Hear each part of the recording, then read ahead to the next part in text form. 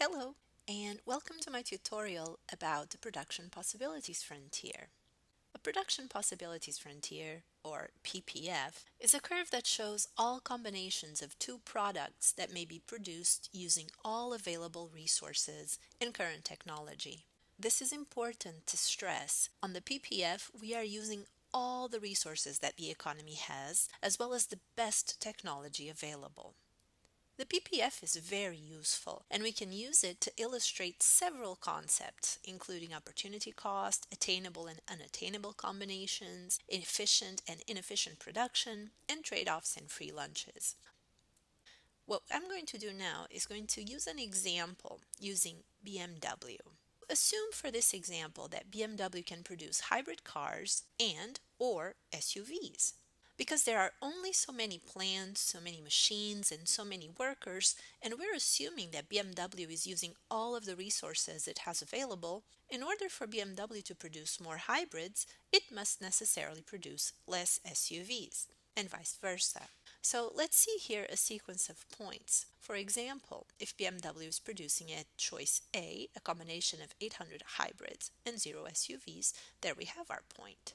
If BMW chooses to produce 200 SUVs now, it must produce less hybrids. It must produce 200 less hybrids. And so there we are, producing 600. If BMW wishes to produce an additional 200 SUVs and now be producing 400 SUVs, it must also give up producing hybrids. And now it's producing a total of 400 hybrids. And so on. There we have point D, and point E. Of course, what are we missing to have a proper production possibilities frontier? The line. Voila!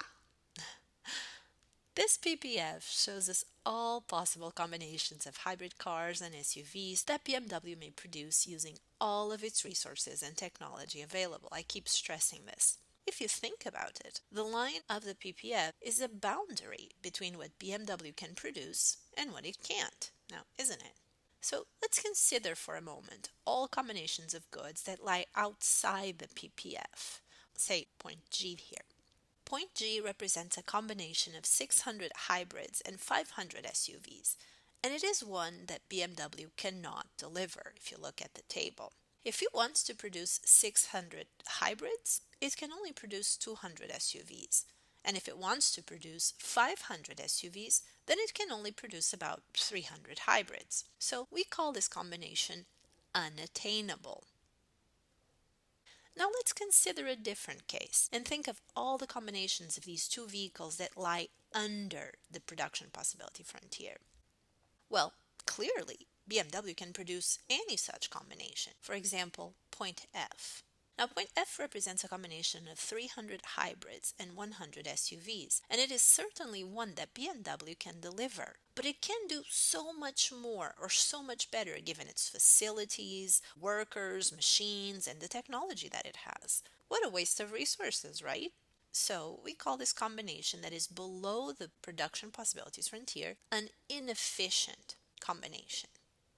I haven't mentioned specifically all combinations that are on the production possibilities frontier per se, but it is clear that these are efficient combinations. BMW would be using all of its resources and the best technology by definition. That's the definition of the PPF. One interesting thing that occurs on the PPF is that in order for more of one vehicle type to be produced, less of the other must be produced. For example, let's take points C and D. To go from producing at point C to producing at point D, BMW will produce more SUVs, but at the cost of producing less hybrid cars. There is clearly a trade-off here. We must give up producing one good to produce something else. Finally, I would also like to call your attention for a different phenomenon here, and that's that of a free lunch. Something economists are fond of saying don't exist, and I usually tend to agree. If we are at point H, you see that we're inside the PPF. We are facing an inefficient combination of vehicles, etc. But here's the thing. It is possible for BMW to produce more of any kind of vehicle, say produce 200 additional hybrid cars and reach point C without having to sacrifice producing SUVs. Alternatively, BMW could produce 200 additional SUVs and reach point D without having to sacrifice producing hybrid cars. We call this a free lunch because we can produce more of one good without giving up producing something else.